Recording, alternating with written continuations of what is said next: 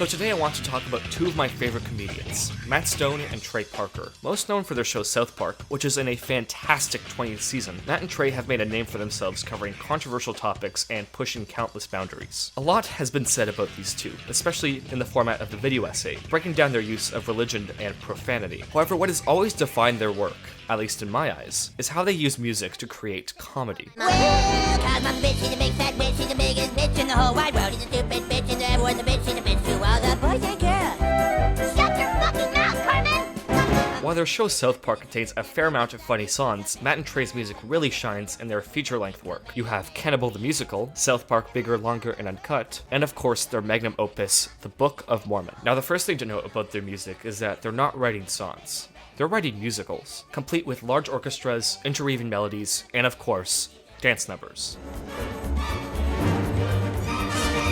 Even Team America, which is primarily a parody of Jerry Bruckheimer action films, still functions as a musical. I'm so lonely, so lonely, so lonely inside real Rome.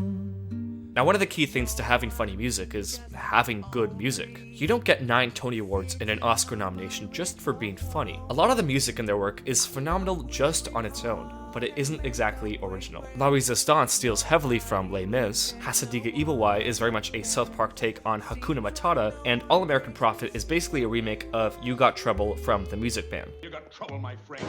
Right here, I say trouble right here in River City. Why, sure. What separates Matt and Trey from their peers is that these references rarely serve as the joke of these songs. Instead, they function as the musical foundation. They also rarely pull from one musical source. Their foundation ranges from West Side Story to Primus to even Rush. And a 1, 2, 3, oh 1, 2, 3.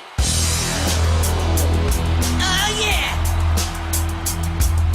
Comedy and music are perfect for each other since they both revolve around timing, and I think this is what is so special in Trey Parker's music. Let's take a look at this scene from Team America, where we're given an oversimplification of Rent. Everyone has AIDS! Now obviously it's the vulgarity and just plain stupidity that's funny here, but look at how they subvert those hard note finishes that a lot of musicals tend to do. AIDS, AIDS, AIDS, AIDS, AIDS, AIDS, AIDS, AIDS, AIDS, AIDS, AIDS, AIDS, AIDS, AIDS, AIDS, AIDS, AIDS.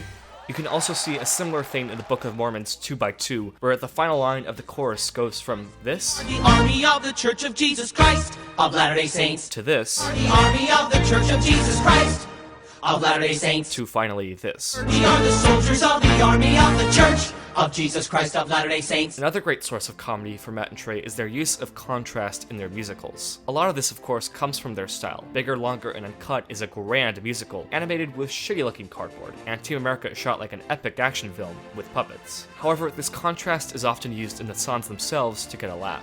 Where the contrast really shines is in Matt and Trey's I Want songs. This is a staple in Disney animation, having a character wishing to be in a better world. This is brilliantly subverted in South Park by changing the character singing from a Disney princess to Satan. Sometimes I think when I look up real high.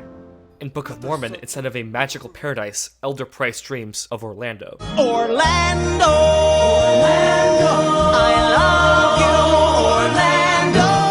Now, a lot of these songs are heavily critical of their subjects. Nothing screams artificial happiness, something that the Mormons are often associated with more than Disney World. However, these songs never set out to insult their subjects or their religions. After all, it is the Mormon Church that sends Price out into the world to face real problems. It's not making fun of the Mormon text, just how it's been interpreted. This relationship that Price has with his religion is a crucial element in the Book of Mormon, and it develops poignantly and hilariously throughout its songs, namely in the track I Believe. I am a Mormon, and a Mormon just believes. It's not just about the jokes you make, it's about how you deliver them. You can see this emphasis on delivery back in Trey Parker's directorial debut. When I say it's a happy go more goli lucky spa don't goli.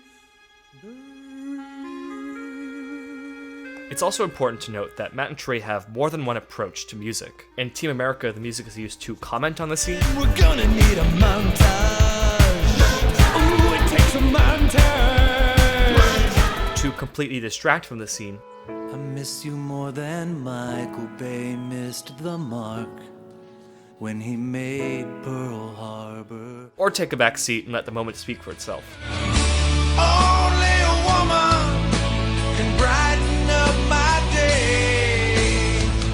I've only scratched the surface on how comedy can be used in music, and how these two have done it. Their career is an encyclopedia on how to use music to make you laugh. Writing comical music isn't as hard as it seems. All you have to do is ask yourself, what would Brian Boitano do? Brian